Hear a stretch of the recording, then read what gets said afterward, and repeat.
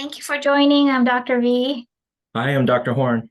We're going to talk today about the new updates with RSV influenza and COVID, and also touch on some old concepts too. It's the season, respiratory viral illness season, so I think it's good for us to be prepared and kind of remember and go over some new information as well. And if anyone has any questions, you can always type it into the chat, and we want to get to as many questions and get everyone's questions answered. Make sure that all your questions are answered about RSV, influenza, COVID-19, especially as things change.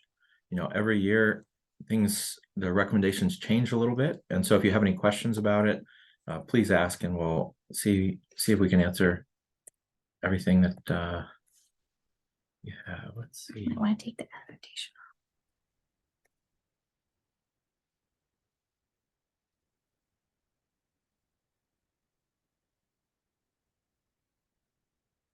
Technical difficulty.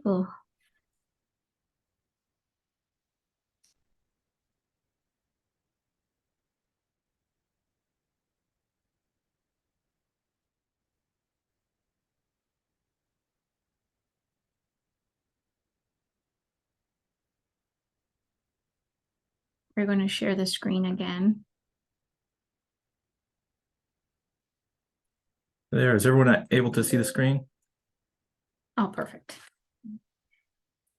Thank you. So this is the new graph, kind of illustrating where we are. As you all can see, last November to December, how we had a really high peak in RSV, influenza, COVID, and how it kind of tapered off by end of March, April. So now if you look at the further right-hand side right here, you could see that RSV is still very low, tiny bit we're seeing in US data. This is from CDC. But of course, COVID is also still present, and combined respiratory illness is slowly trending up. So it's that season where we're going to start seeing these numbers go slowly higher. So that's one of the reasons we want to start talking about this right now. So recently, CDC did an update on COVID vaccine recommendations. So they made it simpler, so it'll be good to go over. So updated vaccine recommendations are that everybody over the age of 6 months should get COVID-19 vaccine. Older adults and persons with weakened immune system are greatest risk for hospitalization and death. So it's still the same. So they should get, higher risk folks need to get vaccinated. But however, healthy folks, adults and kids can still experience severe infection. So the message is everybody should get vaccinated over the age of 6 months. And there's always going to be new circulating variants with COVID-19. However, the current vaccines that are that are presently available, they do give a protection against the current circulating variant. Benefits of the vaccine really outweigh the risk of the vaccine. And, a lot of questions lately have been that, before the vaccines were free. So if you can't afford it, how do we obtain vaccines? Insurance, Medicare, Medicaid plan should cover it. However, if you do not have any insurance or funding, then there are, through CDC on their website as well, Vaccines for Kids program, and then also Bridges to Vaccine Access programs are available in every state, which patients can access as well. And on the CDC, if you Google that or just Google the name of this program, COVID vaccine, you could find it in each state and where it's available for free for our patients. And, I feel like we hadn't been seeing people with COVID for a while, but now we're starting to see them again. And looking at that graph on that other slide actually fits with that it's been low and then starting to go up again. And so I think getting vaccinated for it is very good. It's the best thing you can do, really. Yeah. So here's a really nice diagram from CDC, simple.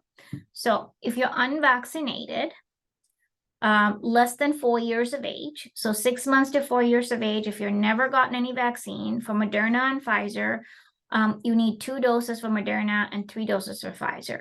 But if you're over the age of 5 or older than 5 years of age, you don't need to get all this 3 or 2 series, just 1 dose of any one of them. Or if you're previously vaccinated, all you need is 1 dose. So going forward, what we're going to have is that everyone will just need yearly vaccine for COVID-19. And I got my vaccines. And you can tell your patients that they could get, there's a lot of data now that you could get COVID and influenza vaccine at the same time. So I got COVID on one side, influenza on the other side. Felt fine, a little bit of tiredness on the first day, second day was fine. So when your patients ask if they could get both vaccines on the same day, there's data now that you can safely do that. And then as far as COVID-19 treatment guidelines, the guidelines are kind of broken up for different scenarios. This scenario does not require hospitalization or supplemental oxygen. And then here are the recommendations for that. But it's important that if you have a patient to go to the NIH treatment guidelines and then see which group is your patient in. So if your patient does not require oxygen, hospitalization or supplemental oxygen, this is the one to use, and all patients should be offered symptomatic management. Patients who are at high risk of progressing to severe COVID-19 can use one of the following options. So there's Paxlovid, which is ritonavir boosted nirmatrelvir. Yeah. That's a Paxlovid. Yeah. Yes. So Paxlovid or remdesivir. Yeah. And so you can do either one for this population. Yeah, I would really, there's been a lot of concerns, broad, Paxlovid interactions and such. Yeah. Just important to look at the interactions. Let's say, for example, if they're on a statin, you could stop the statin and finish the Paxlovid for 5 days. Antiviral treatment for COVID-19 really helps decrease severe disease, hospitalization, even death for really high risk patients. But if anybody wants Paxlovid, you should be able to prescribe it to them, because it really also now shows that you can have reduction in long COVID. So it shouldn't be it's readily available. So if I have an 18-year-old that wants Paxlovid, there's no other major issues, I prescribe Paxlovid. Yeah, there's no shortage, and there's no rationing for patients that really need it, that are really not doing well. So because there's no shortage of it, anyone that wants it should be able to get it. Exactly. Remdesivir, especially for only time now I'm using it is for my transplant patients and lots of interactions. Remdesivir is better than Paxlovid. Also, remdesivir is for pregnant women as well. So pregnant females are high risk, so you could give remdesivir still. And then if they don't require hospitalization or supplemental oxygen, then they recommend against the use of steroids. Yes. So because steroids aren't harmless, so if they're not required, if they are, then there's a different set of recommendations to look at. Yeah. And then influenza. Here's a little graph. So influenza always shows up after it's been in Australia and the other hemisphere. So looking at the data of influenza, how they were doing in October of 2023, they were seeing a lot of influenza type A, H1N1, and also other A subtypes, and small number of type B. So this is probably what we're going to expect here in US as well. And here's a nice graph. Visualization is so much better sometimes. So this gives you different ages from 0 to 6 months all the way to 65 years of age. Influenza vaccine is recommended for 6 months and older. And there's lots of different variation of influenza vaccine. They also have the flu mist for 2 to 49 years of age. Lastly, our patients who are 65 and older, it's very important for them to get vaccinated as well. And high dose influenza vaccine is very good for the patient. I tend to give that to my patients whenever I can, but also flu block and fluad quadrivalent vaccines are also appropriate for 65 and older. A lot of my patients like the high dose vaccine. And if anyone is allergic, or if they say I have an allergy to the flu vaccine, then you can offer flu block. And so that's another vaccine. It's an injection. It's just the same as the standard vaccine. So you can offer that, and really, so there's no excuse. Yeah. So no matter what they say, there's an option for it. So if they say they have an allergy, then they can get flu block. And really, all patients shouldn't really have a contraindication unless they've had a previous reaction, which is actually extremely low. You cannot get the flu block. Why is this? We have a question asking about flu block. Oh, it's been Oh, unavailable this year. okay. Oh, so they do have an excuse. Oh, yeah, did not. Oh, it's not being released by the FDA. Oh, Okay. I apologize. I didn't know that. Yeah, this was Yeah. from the CDC website, so we did not know Yeah. that. Okay, thank you for teaching us something. Not being released. Oh, I'll have to look into that. I didn't realize it's not being released. High dose vaccine, of course, definitely for my 65 years and older, if you all can get that.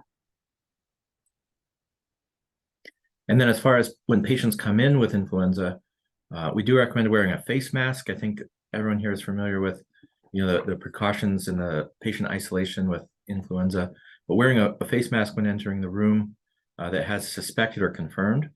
So it's good to put them in isolation droplet precautions before it's confirmed. That way, when it is confirmed, you don't have people that were previously exposed. If a patient is under droplet precautions required movement or transport outside of the room, then you have the patient wear a face mask, just a regular surgical mask, and follow respiratory hygiene, cough etiquette, so they're not coughing in people, and hand hygiene, so they're washing their hands. And then influenza with high-risk groups. So there are some groups that are at higher risk for having problems. So now these high-risk groups are patients, that have a history of asthma, children aged less than 5 and especially less than 2 years old. They are at high risk for developing complications. Adults 65 and older are the highest, probably the highest risk group as far as outcomes. Women who are pregnant or postpartum are also very high risk. Even if they don't look that bad, I would treat them very aggressively to make sure that that they do well.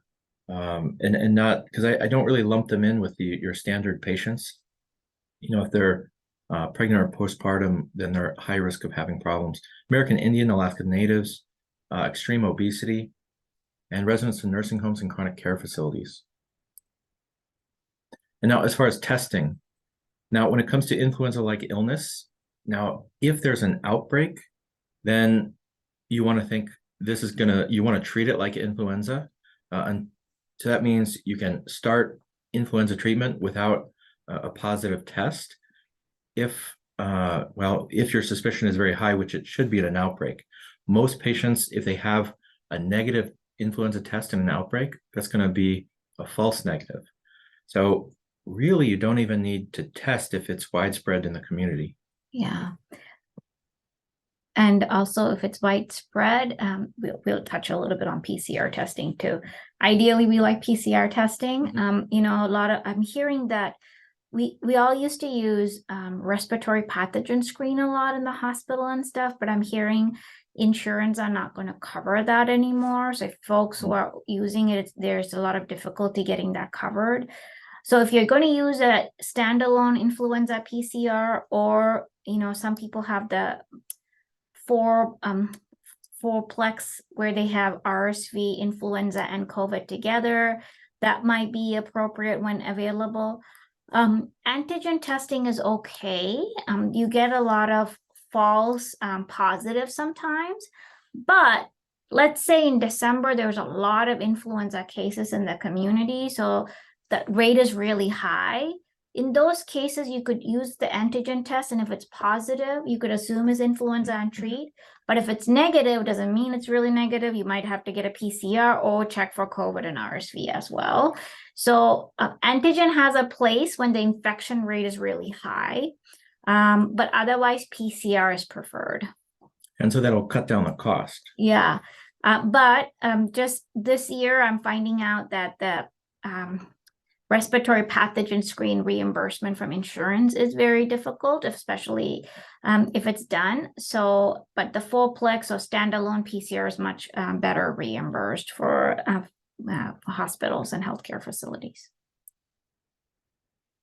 Now, as far as treatment goes, antiviral treatment is recommended as early as possible. In any patient with confirmed or suspected influenza who is hospitalized, severe or complicated or progressive illness, higher rate of influenza complications. So if you have a patient that you're either suspecting or you're going to treat as influenza, then you want to start treatment and not wait for the diagnosis. So you're not waiting for the testing if your suspicion is high. So please give Tamiflu or other antiviral agents as appropriate, but do not wait. And then there's another point that'll come up here. It's extremely important. So let's say that you have elderly patients getting admitted with influenza and it's been like day 3, we should still give Tamiflu and not say, oh, it's been more than 48 hours. So if you're a hospitalized patient, even if it's day 5, it's important to give Tamiflu, because what happens is in very ill patients, immunocompromised patients, the virus replicates for a long time, sometimes up to 21 days, 20 days. So giving antiviral still helps in stopping the viral replication and inflammation in the patient. And this is a question we get quite frequently. So people, when they are originally taught, and this goes for everybody, that not to give influenza treatment after 48 hours, then most people would think that, that there's no benefit or it doesn't work after 48 hours. But that's because in healthy patients, they get it after 48 hours. There isn't a huge difference in outcomes. But if a patient is high risk for complications or they're hospitalized, there is a difference in outcomes, and it does help. And so it's important to essentially treat everyone that is high risk regardless of the time frame. And here are the different types of influenza treatment. A lot of us just use Tamiflu, so that's important to know. Oseltamivir. And secondary pneumonia. So this is really important during influenza season. If somebody has influenza, when they get bacterial pneumonia on top, it's not the usual suspects like strep pneumo, Haemophilus influenza. We have to be aware that these patients will get Staph aureus too, MRSA, MSSA. So if you have a patient coming in with influenza right now and has pneumonia, or had influenza last week and now has pneumonia, we have to think of these bugs. And then for treatment, we always have to cover them for, this is how it's going to look on your chest x-ray, lots of consolidation or CT scan. We have to cover them for strep pneumo, Staph aureus, which is MRSA and MSSA. So we have to pick the antibiotics that'll cover these 2 bacteria mainly. So on the next slide. And for really bad influenza years, especially in the past, when people die of influenza, they actually die of a secondary bacterial infection. And the classic kind of the typical way of looking at it is that they have influenza and they may or may not have a positive test for influenza, and then they're getting better, they start to improve, and then all of a sudden there's an acute decline. And the mistake would be to say, they're getting worse from their influenza, and not realizing that acute decline is from a secondary bacterial infection. And it's really important to take that very seriously, and especially start antibiotics or perhaps change antibiotics if they're already on antibiotics to kind of cover for bacterial causes. Because if it's suspected that it's a worsening due to influenza, then there might be a thought that we can't do anything additional than the Tamiflu that they're getting. But really adding antibiotics or changing antibiotics and suspecting a bacterial infection is really important. Yeah. And as far as antibiotic choices, let's say somebody's admitted to the hospital, if you would treat them typically for community-acquired pneumonia, in this case, you would still give them ceftriaxone, but do doxy instead of azithro. You could do levo plus doxycycline. So you're still covering that MRSA. In outpatient setting, if somebody comes into a clinic, then you could use like Augmentin or 3rd-generation cephalosporin like cefdinir, ceprodoxime plus doxy. So always making sure during this time, inpatient or outpatient, that we cover the MRSA component. Yeah, and this is really good. So usually with community-acquired pneumonia, you're not thinking about MRSA so heavily, but MRSA, the likelihood of it being MRSA increases in the setting of a prior viral illness, whether it's influenza or RSV or COVID as well, really. Yeah. So also remember that if somebody's exposed to influenza, that we could give them chemoprophylaxis for prevention, and duration is up to 10 days. And lastly, RSV. So as you all know, RSV is a major player during RSV season. In young children, kids, infants in the United States, up to 150 to 300 children die each year, and tens of thousands of kids get hospitalized and have RSV. Adults, up to 6 to 10,000 adults pass away each year because of severe RSV infection. So we have some recommendation, and this is exciting. I have not seen this, in my career until this year, because I know we were working on vaccines and immunizations and monoclonal. So we're going to go through this. For adult over the age of 60, we have RSV vaccines that are recommended, and it's a shared decision making between the patient and the provider, primary care provider, or their provider. So adults over the age of 60 should really talk to their primary care provider and discuss getting RSV vaccine this year. Next, infants and young children. We do not have a vaccine for them, but we do have RSV immunoglobulin, which is called nirsevimab. These are really interesting names. So we do have immunoglobulins for RSV. They recommend during the season, if you are 0 days to 8 months of age during this RSV season, everybody should get this immunoglobulin, babies. And up to 19 months of age, babies with high risk illness like premature baby, lung disease, and such as, they should get this as well. But another exciting thing is if pregnant moms get RSV vaccine now, so babies immunoglobulins, older adults vaccine. For pregnant moms, also a vaccine is approved, 32 to 36 weeks pregnancy. If they get vaccinated, they help the babies up to 6 months of age after the babies are born, which is amazing. That's a big deal. Yeah. So just like we give pregnant mom DTaP to prevent pertussis in babies, now you give RSV vaccine to prevent RSVs in babies as well. So here are some data. So the two different vaccines for older adults, both of them showed over 83 to 89% prevention in severe lower lung infection, pneumonia, because of RSV. So really good efficacy. So here are some data for both vaccines. And next slide. And here you could see that the pregnancy vaccine. So if they did a large study, lots of patients were enrolled in this pregnancy study. So moms who got the vaccine between 32 to 36 weeks of age prevented the baby from getting severe illness up to 57% for 6 months after birth. I did long time ago internal medicine and pediatrics. So during my pediatric residency, I saw so many babies getting admitted to the NICU, PICU, and they really suffer. So having a solution is amazing. So moms getting vaccines prevents babies. Also, if moms cannot get vaccines, we could give babies immunoglobulins. So that's another option too. Lastly, so you might want to know, how did the immunoglobulin for babies work? So by giving this RSV monoclonal antibody, what it showed is the study was really good. They did multiple studies, and one of the studies they had 1,500 patient population each in the treatment and placebo group, and they were able to show when you got the immunoglobulin, 2.6% experience lower respiratory tract infection compared to 9.5% in the placebo group. So definitely in the placebo group, much higher rates of infection. Beyfortus reduced the risk of RSV, lower respiratory tract infection, approximately 70% relative to placebo. So that's huge. So this is also now recommended for children as well. So those are the big, new, exciting updates in RSV. We haven't had this in a long time, so it's amazing that they were able to do this.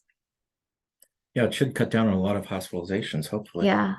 So those are updates. I would say if we can encourage all our patients to get influenza vaccine, COVID-19 vaccines. A lot of questions about, can you get COVID and influenza at the same time? You can. So we could say that you can get both at the same time.